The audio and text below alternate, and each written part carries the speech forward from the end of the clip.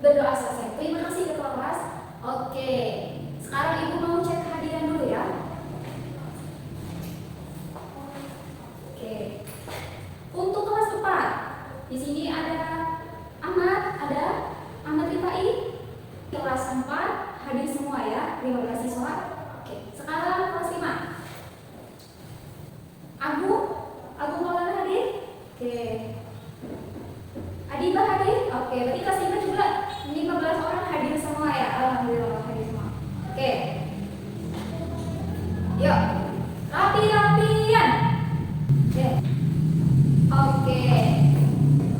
Sebelum mulai belajar, Ibu kali ini akan menjelaskan dulu ya. Pada pembelajaran hari ini kita ada 2 kelas ya, ada 2 kelas belajar bersamaan, ada kelas 4 dan ada kelas 5. Nanti kelas 4 akan belajar pelajaran bahasa Indonesia, materinya adalah menentukan gagasan pokok dan pendukung, dan untuk kelas 5 materinya adalah IPA, yaitu menjelaskan, dan untuk kelas 5 yaitu materinya IPA, yaitu menjelaskan alat gerak dan fungsinya pada hewan dan manusia. Ya, jadi materi itu nanti akan Ibu bahas. Ibu, ini bagaimana pembelajarannya? Pembelajarannya seperti ini ya. Jadi pertama Ibu akan ke kelas 4 dulu. Nanti ke kelas 4, nanti Ibu kasih tugas dulu ke kelas 5. Nanti kalau Ibu sudah ke kelas 4, nanti Ibu ke kelas 5. Ya, setelah ke kelas 5 nanti kita akan belajar bersama-sama kelas 4 dan kelas 5. Paham semuanya? Paham. Yuk, kita nyanyikan dulu ya belnya. Masih ada ya? Masih ingat ya belnya? 1, 2, 3. Kalau kau siap belajar, angkat tangan. Kalau kau siap belajar, senyum-senyum. Kalau kau siap belajar, mari kita semangat. Mari kita semua bergembira. Oleh. Oke, bagus. Oke, semangat ya. Oke, sebelum ke kelas 4, Ibu mau ke kelas 5 dulu. Kelas 5, tolong buka buku IPA-nya. Buka buku halaman 120. Silakan dibaca dulu ya tentang alat gerak dan fungsinya pada hewan dan manusia. Silakan dibaca dulu. Nanti Ibu mau jelasin ke kelas 4, nanti Ibu balik lagi ke kelas 5 ya. Oke, kelas 4, silakan buka buku kelas 4, buku bahasa Indonesia, buka buku halaman 100 ya. Di situ ada sebuah teks. Ibu akan jelaskan dulu. Jadi gagasan pendukung itu inti dari sebuah paragraf ya. Jadi inti bacaan dari sebuah paragraf. Sedangkan gagasan pendukung adalah kalimat-kalimat yang menjelaskan atau yang merinci dari gagasan pokok. Paham? Contoh nih, di sini gagasan pokoknya adalah pentingnya. Contoh di sini gagasan pokok. Mari kita menjaga kebersihan. Di sini gagasan pendukungnya ya. Menjaga kebersihan seperti membersihkan badan, ya, membersihkan tempat tinggal, mencuci tangan, seperti itu, membuang sampah pada tempatnya. Ya, jadi paham ya. Jadi kalau gagasan pokok itu inti dari sebuah paragraf, sedangkan kalau gagasan pendukung itu yang penjelasannya, yang merincinya. Oke? Oke. Sekarang Ibu minta kelas 4 ya, silakan bergabung ke dalam kelompok. Ya, bebas. Sudah bergabung kelas 4 ya. Oke. Ini Ibu ada bacaan ya. Silakan masing-masing kelompok diskusi ya, dan tulis masing-masing paragrafnya apa gagasan pokoknya, apa gagasan pendukungnya. Ya. Nanti kalau sudah masing-masing kelompok presentasi. Ya, bisa kelompok ini, kelompok 1 nanti presentasi paragraf 1, kelompok 2 presentasi paragraf 2 dan seterusnya. Sampai paragraf 5 di kelompok 5 ya. Ibu balikan. Oke, untuk kelas 5, halo, sudah dibaca bukunya? Oke. Untuk kelas 5 ya, sama seperti kelas 4, silakan bebas ya. Silakan bebas bergabung, satu kelompok itu 5 orang. Jadi ada 5 kelompok.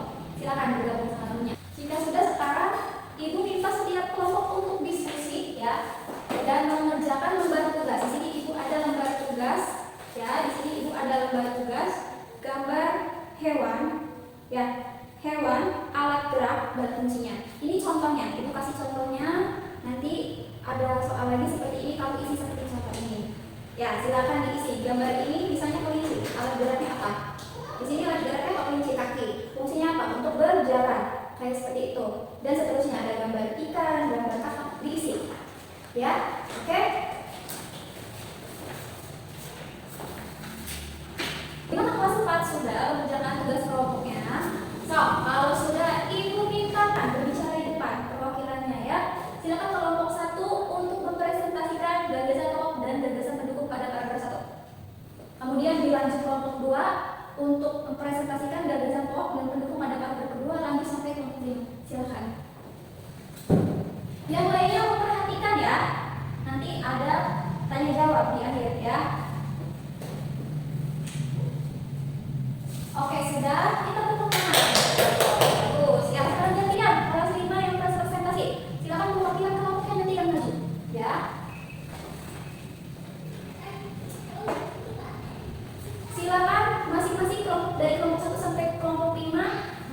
depan perwakilannya simpulkan dari alat gerak pada lembar tugas yang tadi dibagikan.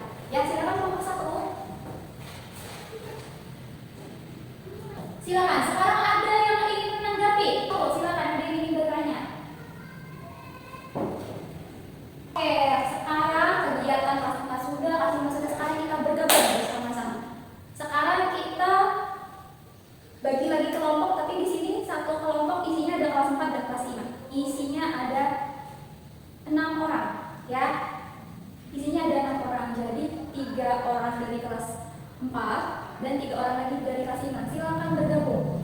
Bebas. Kalau sudah, ini Ibu ada teks bacaan ya, judulnya Organ Gerak Manusia dan Hewan. Apa judulnya tadi? Organ Gerak Manusia dan Hewan. Silakan masing-masing kelompok nanti mendiskusikan ya. Setiap paragraf apa gagasan pokoknya dan apa gagasan pendukungnya. Ya, Ibu bagikan dulu.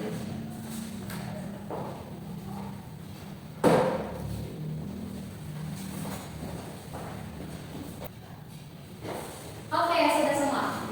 Di sini kan semuanya ada 5 kelompok ya. Silakan untuk 3 kelompok pertama ya mempresentasikan hasil diskusi tadi, penentuan gagasan pokok dan pendukungnya. Ya, setiap paragrafnya. Lalu 2 kelompok lainnya silakan menyimpulkan. Jadi kira-kira organ gerak manusia dan hewan pada bacaan itu apa aja? Paham? Silakan kelompok pertama menyimpulkan tadi hasil gagasan pokok dan pendukungnya pada bacaan organ gerak manusia dan hewan. Silakan.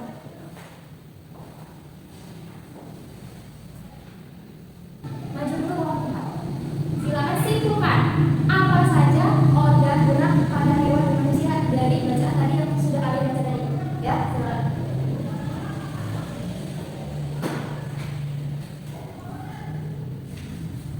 Semua tepuk tangan kita apresiasi dari kita semua.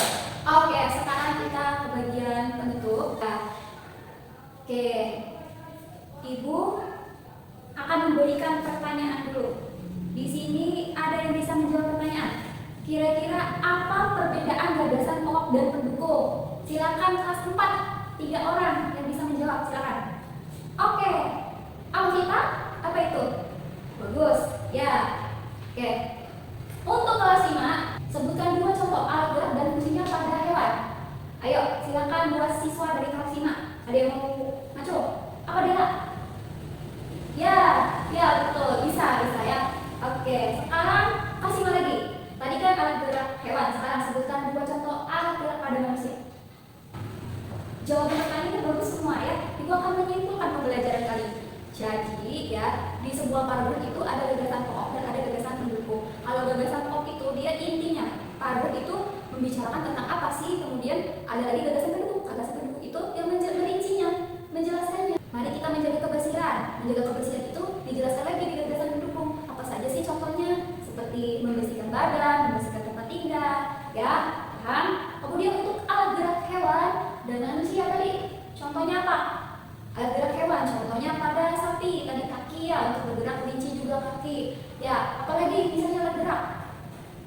Ya, katak pada selaputnya ya, untuk berenang, bebek juga pada selaput kakinya. Tadi sudah dijelaskan, ya. Pada manusia, apa tadi? Pada manusia, tentu saja kaki, kita bergerak dengan kaki salah satu contohnya.